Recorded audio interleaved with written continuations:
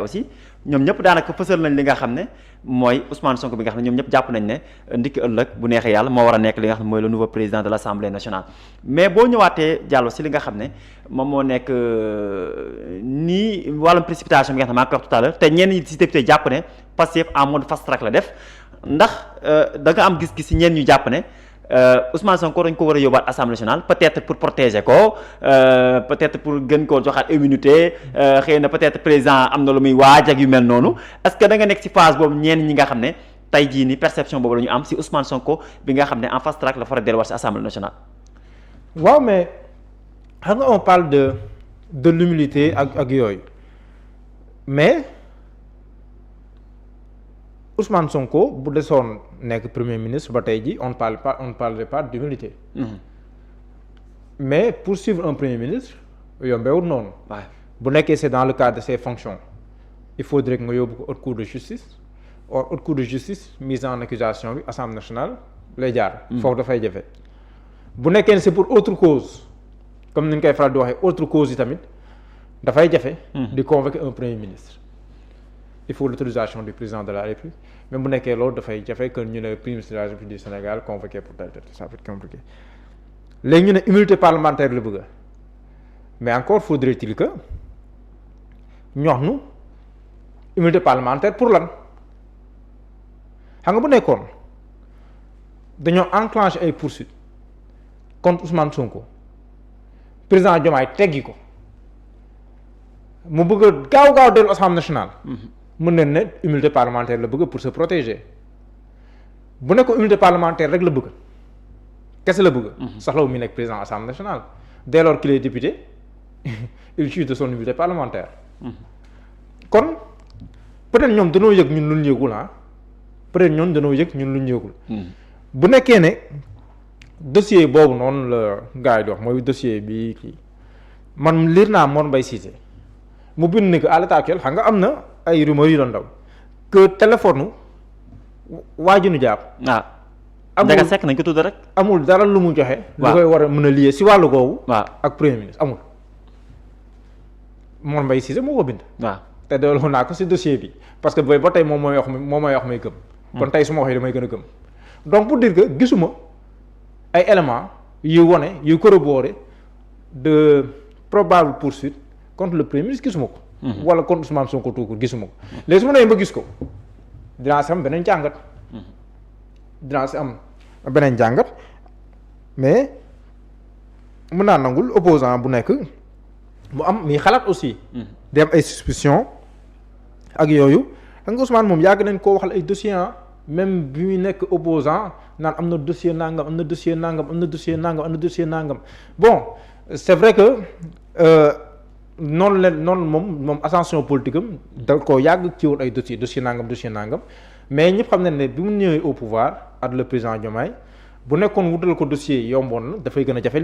léegi nag bu nekkee nag danoo ne situation d'adversité entre moom ak président Diomaye loolu nag leneen la beneen analyse mais man li ma jàpp mooy citoyens yëpp justiciable yëpp ñoo yem si kanamu yoon képp koo xam ne ni yoon soxla na la. yoon mën na jëflante ak yow mais li ma dul nangu kay mooy nga am un adversaire politique mënoo xeexal moom si wàllum politique xam nga ne moo la ëpp doole si wàllum politique mënoo tegi pexe si wàllum politique pour nërmeri ko si wàllum politique ngay jëfandikoo wàllum yoon pour di ko galgal loolu defe naa ne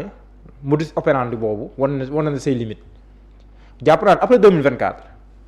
war nañ xalaat yeneen façon wu xalaat si wàllum politique di jongante si wàllum politique lu wuteeg di si boole justice léegi nag képp koo xam ne def nga loo warul def justice war see def liggéeyam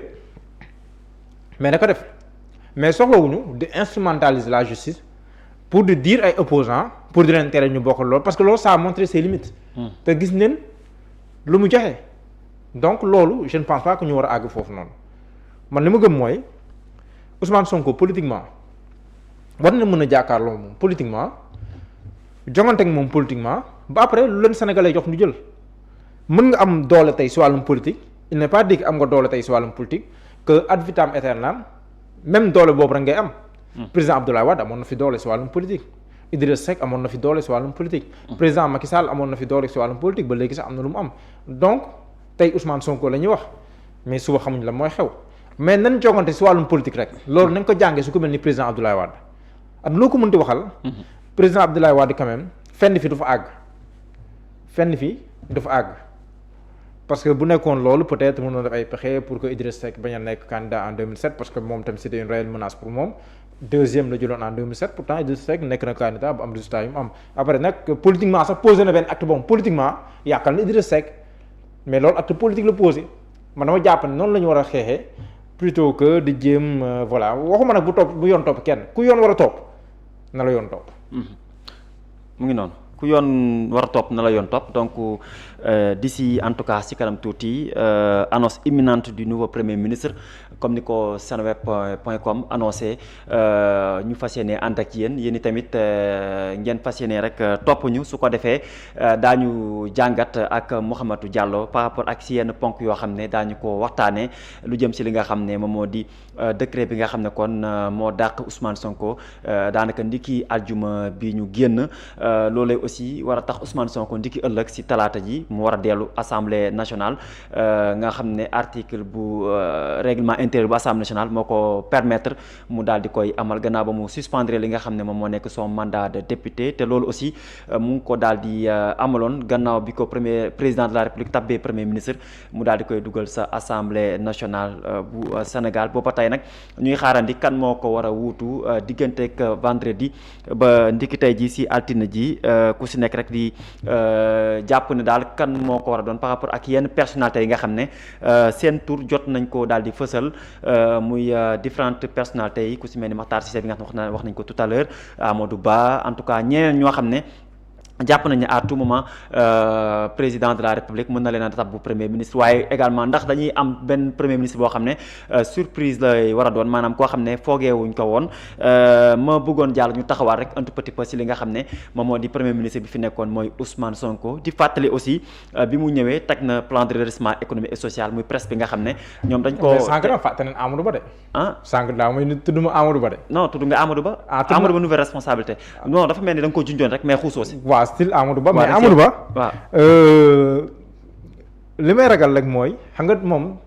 si biir nouvelle responsable dafa am ay résistance notamment Cheikh Oumar Anne waaw loolu rek laa si xaw a kii mais mook sa waay tamit voilà man est-ce que moom ak président man gëm naa ne réeroowuñ de waaw Amadou Ba ak président Diomaye moom gëm naa ne réeroowuñu moom man loolu laa gëm naa ne réeroowuñu te ils n'ont jamais rompu le fil man loolu laa jàpp parce que Amadou Ba sax mos na ko wax xam nga bi ñuy dalal Lions yi bi leen di dalal sa palais ba Amadou Ba bi ñu ko laajee dafa ne moom saa su ko président woowee si njëriñu réew mi dafay répondre favorablement léegi nag ndax waxtaan bi xóot na ba àgg foofu parce que Amadou Ba aussi bu nekkee premier ministre du doon ministre buy dem assemblée nationale premier ministre bi kii ak yooyu même bu nekkee aussi ku gis bi mu nekkee premier ministre Macky Sall fa nu jaar ñoom ñaar ba fu ñu mujj nga xam ne naam du kuy wax ci kaw lu bari. waaw mais aussi ku bari pexe la ci wàllum politique Amadou Ba ku bari pexe la ci wàllum politique. donc mais moom tamit mën na nekk une piste sérieuse wala ku mel ni moom ADD tudduma ko. mais expérience am. ku mel ni expérience am aussi. est-ce que Diomaye président Diomaye soxla ko koo xam ne nekkoon na fi également. waaw ba pare joxe na signal. nee na président Diomaye que man pendant 6 ans nekk naa ministre des finances. de l'économie des finances. ba pare aw ma financement FMI te maa ngi ko doon gérer. loolu tamit ça peut être un signal pour lui dire que peut-être que je suis l'homme de la situation. ndax dina tàbbi si loolu on ne sait jamais mais moom tamit mën nañ ko bàyyi mën nañ see xalaat baax c'est une piste sérieuse wala ku mel ni moom daal. profil ba pare moom bon am na relation jubóo na ak les partenaires techniques et financiers ak yooyu loolu tam ay critères la ñu war a bàyyi xel parce que bu nekkee am na ñuy daan le départ de Sonko au-delà de fonds politique yi yooyu. bokk na si li ko gën a xam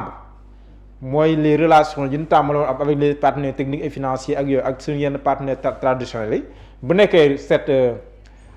hypothèse est plausible kon mën nañ jàpp na tam premier ministre bi ñuy tabb mën na nekk premier ministre bu am ouverture sur côté boobu. parce que changement de cap aussi et d'orientation surtout en matière financière et économique loolu dafay am. jàpp naa loolu au-delà de li ñuy wax ci côté politique beeg yooyu mais dafay am parce que góobatuma ne man li ma gëm mooy bu ñu amee gouvernement bu bees la page dite de la dette cachée moom gannaaw la ñuy féete li ma jàpp. waaw non leneen la ñuy waxati moom mais ay dette cachée ak yooyu moom dootuñu nekkati xanaa assemblée nationale la. mais ay dette cachée ak yooyu dama gëm ne si leneen la ñu nekk moom te à quelles conditions à quel prix. loolu moom mooy la question bi nga xamante ni moom mooy posé wu. yaa ngi doon wax Abdoulaye Daouda Diallo ku si mel ni moom aussi. di nekkoon ci gouvernement bu Macky Sall. est-ce que bu boobaa aussi ñi nga xam ne tey jii nii ñoom ñoo di parce que sénégalais dañ ne président Diomaye warul jël kenn si koo xam ne tey jii. nekkoon na fi ministre au temps de Macky Sall et pourtant am na suñu profil yoo xam ne également jot nañ ñeen a tudd est-ce que ku si mel ni Abdoulaye Daouda Diallo jàpp nga ne aussi profil bu baax la pour premier ministre. waaw Abdoulaye Daouda Diallo bu nekkul premier ministre aussi mën na dugg si gouvernement bi de. Abdoulaye Daouda Diallo ku nu war a mën a xaar si gouvernement bi la moom. Abdoulaye Daouda Diallo ku nu war a mën a xaar. si gouvernement bi la man de bu ma ko gisee du ma bett. su ma ko gisee du ma bett tey tamit waa Diomaye président gëm naa ne dina leen gën a renforcer. waa Diomaye président. gëm naa ne aussi dina leen gën a renforcer si biir gouvernement bi docteur Abdourahmane Diouf bu nekkul premier ministre yi tamit gëm naa ne dina am ministère bu ëpp doole environnement gëm naa loolu. soxna Aminata Touré aussi soxna Aminata Touré. waaw moom tamit gëm naa ne dina gën a am cër ci gouvernement bi. léegi nag cër bi ndax moom lay doon personnellement mu ñëw bokk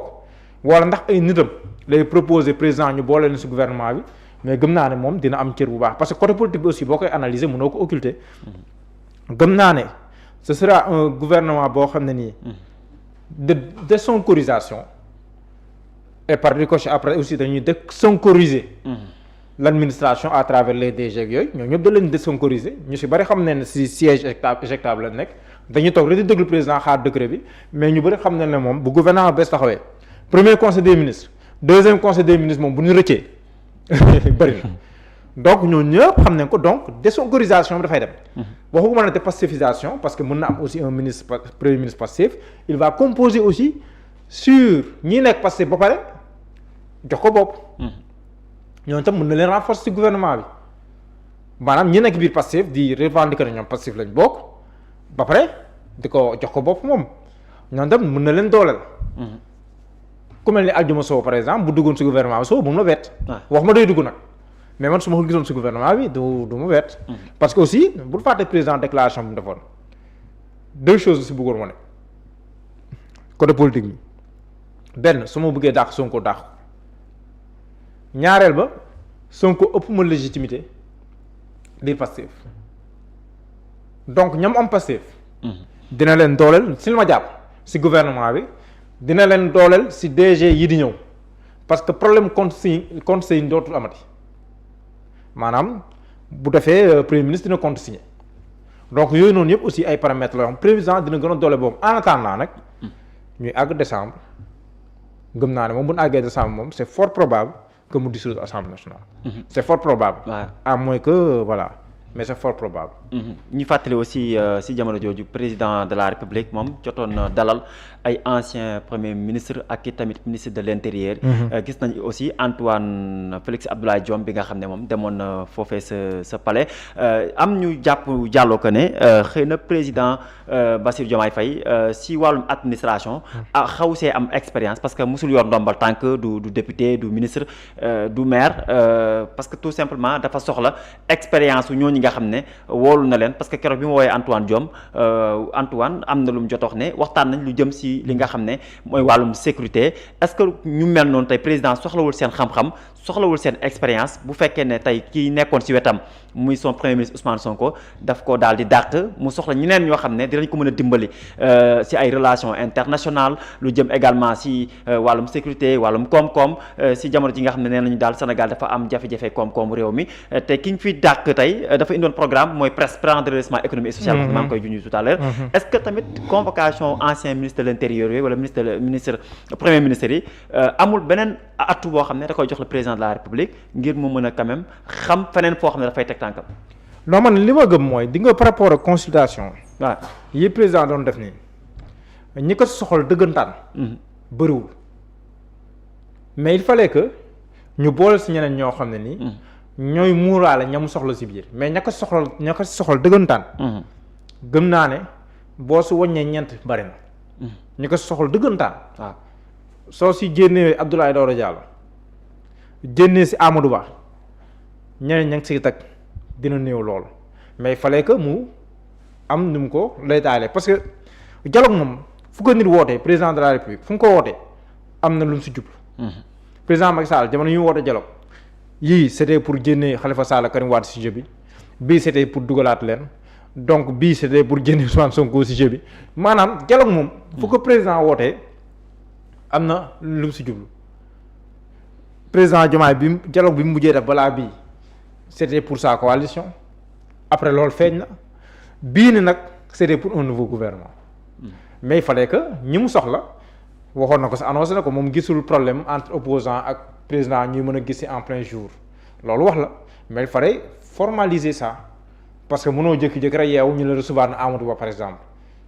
ça ferait gauche mais boo ko formaliser comme nii day normal quoi day entre dans day dugg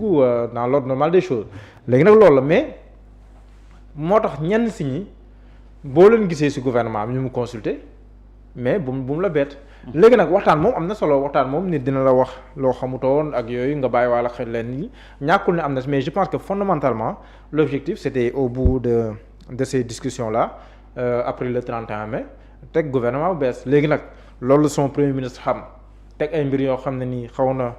déjouer tuuti ses plans anticiper tuuti jaax bi nga ko fi daax bi nga ko fi daax wax nga nag lu am solo c'est que bu nekk woon aussi côté politique bi ak fii réew mi toll ñu war a def changement de cap te gëm naa ne président fa la jëm changement d'orientation financière ak économique ak yooyu mën na am du doon jël décision bi léegi nii mais ñaar yi ñi dafa daje donc foog mu jël décision parce que loo koy fu mu koy parce que li lay may nga jàpp loolu mooy objectivement gouvernement bi commencé woon na jekku dossiers yi ku mel ni Déthié Fall par exemple commencé woon na livrer ay infrastructure ku mel noonu kon boo tegee coup de frein si liggéey bi noonu xarit yéen kay bi waroon dem coupe du monde aussi coupe du monde wax nga ko tabaski bii di ñëw gannaaw suba ak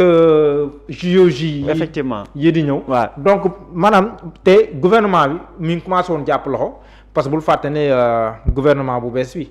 ñaata mois la fi dafa ko est-ce que def na 9 mois sax bu ko matee àggu fa bu ko matee si la yem donc loolu noonu yëpp boo ko xoolee da ngay xam ne que contexte peut-être bu nekk woon ñaari yi ma wax nii contexte politique bi ak économique bi mën na am dinañ doon dawal ba si kanam mais ñaari bu mu dajee dafa fekk président am amoon beneen choix bu dul décider li mu décider mu jël décision nag bi nga xam te ni moom la jël avec son lot de conséquences mais jàpp naa ne loolu yëpp mooy waral calcul yu bari xam nga ñun annoncé woon na que premier ministre bu bees dinañ xam turam diggante 18h30 ba 19h mais fu mu toll nii daanaka léegi waxtu tegu si kon da lay woon rek le choix bi du doon choix lu yomb choix bu yomb te choix bu premier ministre du doon lu yomb xam nga Amadou Ba la dernière fois bi muy nekk premier ministre nee na président Macky Sall si fajar bi la ko woo neen si fajar bi la ko woo ne ko ñëwul pare kon mën nañ jàpp ne kon bés boobu la yëg ne premier ministre lay doon donc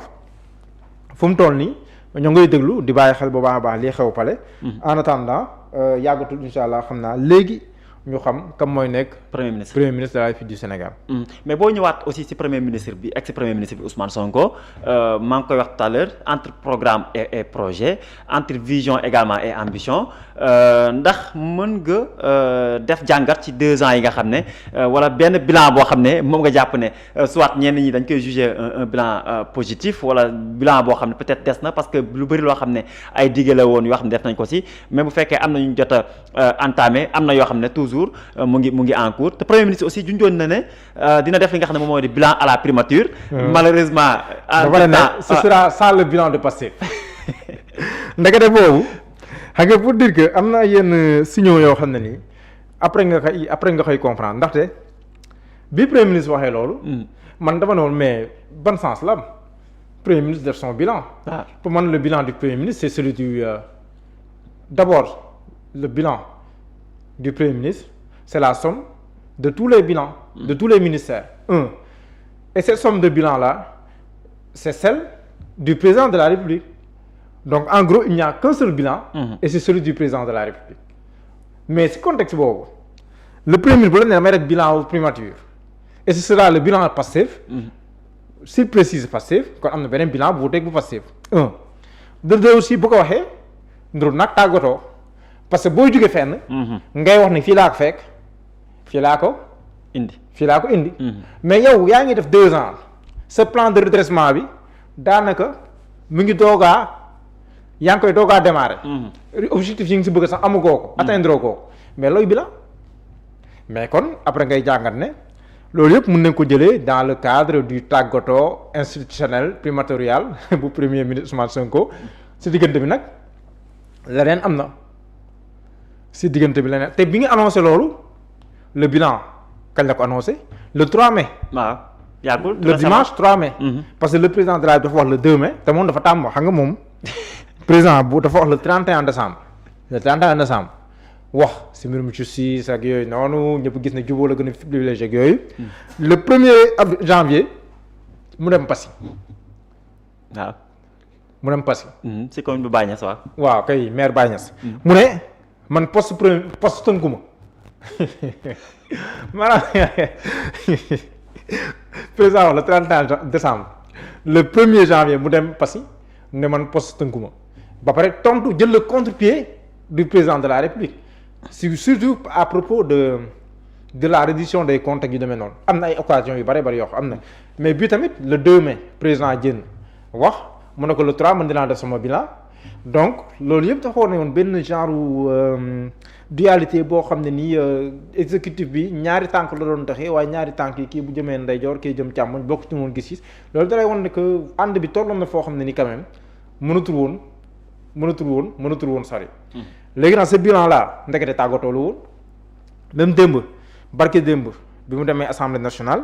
boo ko dégloo dëggantaan nduru naag tàggatoo ba si son mot de la fin na mu waxee woon donc tàggoo na balaa muy dem léegi nag fan la jëm assemblée nationale ñu xaar suba pour xool ndax dina àgg ndaxte bon instant yi am na benn tànk si biir ndax beneen tànk bi dina ko fekki yéeg si perchoir bi toog monsieur le président de l'Assemblée nationale deuxième personnalité de l'État mo président Diomaye Faye ñuy daje ci ay ndaje moom muy ñëw en tant que institution am un mandat bu war a am comme ni président Diomaye amee mandat mu ëpp liberté parce que le président de l'Assemblée nationale il est député avant tout liberté bi muy am le chef de l'exécutif di ko am mën a mener convenablement sa politique son congrès du 6 juin bi nga xam te ni ci la ñu jëm donc loolu daanaka boulevard la buy tijjeeku pour moom pour 2029. D'accord. Comment va réagir le président de la République? C'est la grande question. C'est la grande question alors yaa ngi junj tout à l'heure ëllëgu assemblée nationale bi nga xam ne kon la ñu war a tabbee sax njiital bu yees bi ginnaaw bi El Malick tekkee ndombal tànkam ndax da nga jàpp ne wàllum motion de censure bi nga xam ne yenn saa yi sax ñu dégg yenn si ndaw Pastef yi ñu naan bu Ousmane Sonko demee assemblée nationale président Bassirou Diomaye Faye tabbu gouvernement bu bees il faut que député dugal motion de censure ngir daaneel li nga xam ne moom mooy gouvernement bu président Bassirou Diomaye Faye est-ce que bu boobaa jàpp nga ne jàmmaarloo wàllum cohabitation mën na am entre le président de l'Assemblée nationale bu fekkee ne Ousmane Sonko la ak le président de la République Bassirou Diomaye Faye. waaw xam nga motion de censure gars yi dañ koy wax nii rek mais jàpp ma ne dina automatiquer comme ni ko ñenn ñi foogee. par exemple parce que bu sentirul le besoin et la nécessité de le faire jàpp ma ne dinañ ko def jàpp ma ne dañuy motion rek pour motion parce que am nañ majorité bu leen ko may wala yooyu. jàpp ma loolu parce que même boo xool motion yi fi mujj Ousmane Sonko xam nga menacé woon nañ ko motion de censure après si le président Diomaye teg ay mbir ba fexe daal ba datu bi mu war a teg si assemblée mu teg assemblée ak yooyu donc moom jotuñu ko motion de censure moom Ousmane Sonko Amadou Ba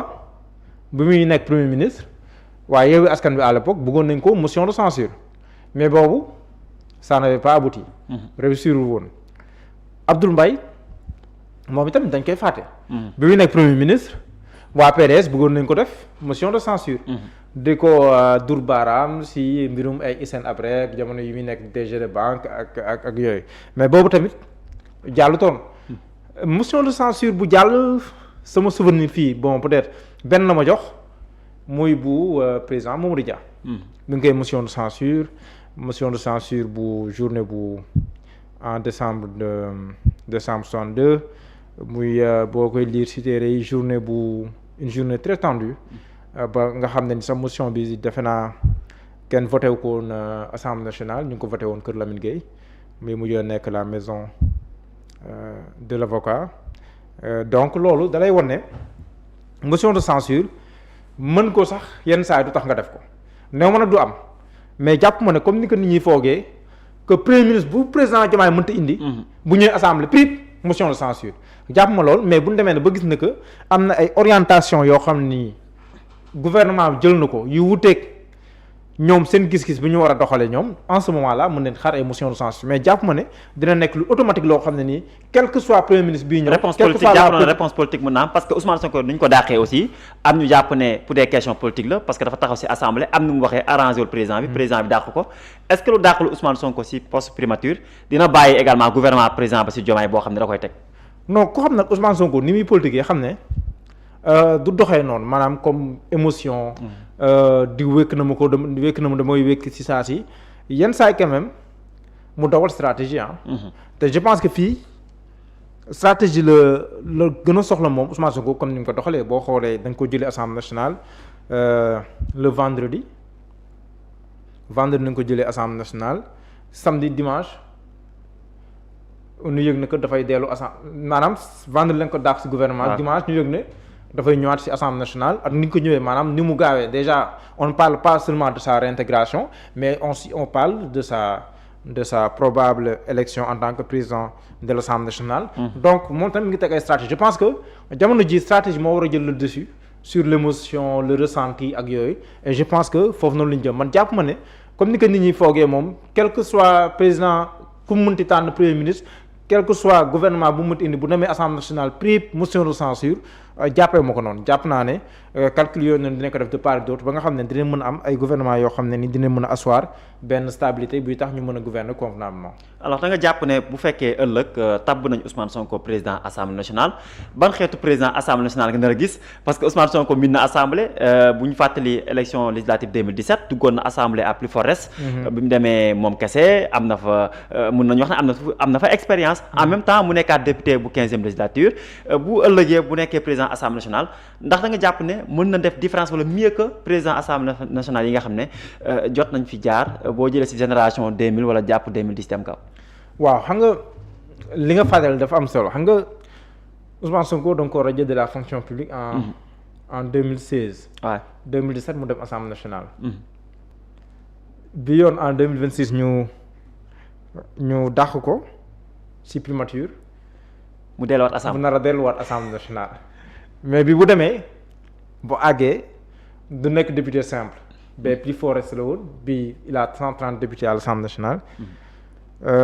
Mais probablement bu demee bu nekkee ne les plans déroulé nañ ko comme ñoom ni nga ko souhaité demain mën na dégg monsieur le président de l'Assemblée nationale nekk la deuxième personnalité de l'État loolu c'est un acte fort politiquement et symbolique. Donc jàpp naa ne bu nekkee président Assemblée nationale président de l'Assemblée nationale bu normal lay nekk. xam nga position yi ak positionnement yi moom moo lay imposer taxawaay bi ngay am en tant que président de l'Assemblée nationale. jàpp naa ne dina nekk président boo xam ne ni dafay inscrire dans la ligne tracée par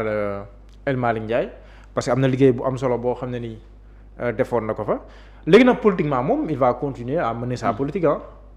il va continuer à mener sa politique Ousmane Sonko moom du soppeeku si wàllu googu mais jàpp naa ne à l'Assemblée nationale il saura faire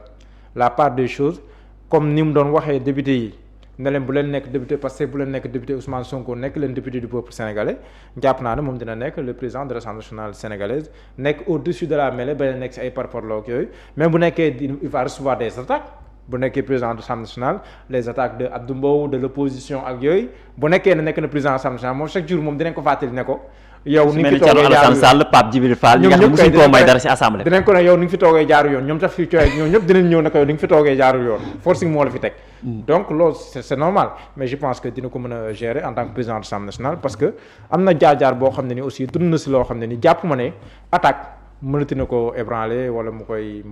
entamer muy entamer son image quelque chose comme ça certainement mais bu fekkee koo xam ne également moom dafa bëgg a dafa c'est-à-dire il est aspiré à devenir un président de la République nekk na maire nekk na premier ministre nekk na député est-ce que si wàllum CV aussi le fait que mu nekk président Assemblée nationale du richel en quelque sorte li nga xam ne moom moo di jaar-jaaram wala parcours politique am comme boo jëlee président Macky Sall nga xam ne dañ naan nekk na fi maire nekk na fi ministre de l'intérieur nekk na fi premier ministre nekk na président Assemblée nationale après président de la République du Sénégal est-ce que en quelque sorte Ousmane Sonko également parcours ni mel maire donc premier ministre député après président Assemblée nationale en 2029 bi nga xam ne ñoom benn aspiration lañu am mooy daal di conquérir li nga xam ne mooy le pouvoir. waaw loolu de parcours bu am solo lay doon. maanaam